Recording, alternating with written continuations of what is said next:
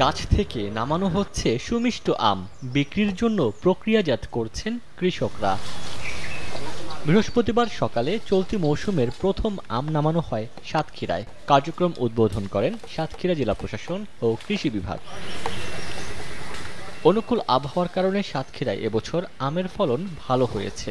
জেলায় সবচেয়ে বেশি আমের বাগান রয়েছে সদর, তালা, কলারোয়া ও দেবহাটা উপজেলায়। দীর্ঘ পরিচর্যা শেষে বাজারজাতকরণে ব্যস্ত সময় কাটাচ্ছেন বাগানীরা। সরকারের নির্দেশিত আজকে আম ভাঙতেছে, দেখা যাচ্ছে বাজারটা যাতে ভালো যায় এইটা চিন্তা ভাবনা করতেছি। ঠিক মতন একটু বাজার যদি আমরা একটু দাম পাই তাহলে আমরা কিছু বাঁচতে পারবো। যে আমটা আগাম জাতের, আমরা যদি আগাম ডেটটা পাই তাহলে মোটামুটি আমরা শুরু থেকে শেষ পর্যন্ত সুন্দরভাবে আম হারভেস্ট করে এবং দেশবাসীকে আমরা খাওয়াতে পারবো এবং দেশের বাইরেও রপ্তানি করতে পারবো। যে ব্রাইট লক টেকনোলজি সাধারণ পাউডারের তুলনায় দেয় দ্বিগুণ উজ্জ্বলতা, রিন অ্যাডভান্সড দেয় দ্বিগুণ উজ্জ্বলতা। বিদেশেও চাহিদা থাকায় গত বছরের চেয়ে বেশি রপ্তানির লক্ষ্যমাত্রা নির্ধারণ করা হয়েছে বলে জানায় কৃষি বিভাগ।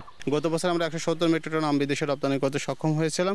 এবছর আমাদের লক্ষ্যমাত্রা আছে 350 মেট্রিক টন। আমরা মনে করছি যে এই লক্ষ্যমাত্রা আমরা পূরণ করতে সম্ভব হবে। আম পরিপক্কতার লক্ষণ দেখে যদি আম সংগ্রহ করি, ভোক্তা পর্যায়ে যারা খাবো তারাও যেমন লাভবান হব এবং পরিতৃপ্তি পাবো, কৃষকগণ তেমনি লাভবান হবে। কৃষি বিভাগের তথ্য মতে এবার সাতক্ষীরায় 4118 হেক্টর জমির বাগানে আমের উৎপাদনের লক্ষ্যমাত্রা ধরা হয়েছে 50,000 মেট্রিক টন। এর মধ্যে 350 মেট্রিক টন নিরাপদ বিষমুক্ত আম বিদেশে রপ্তানির লক্ষ্যমাত্রা ধরা হয়েছে। সময় সংবাদ, সাতক্ষীরা।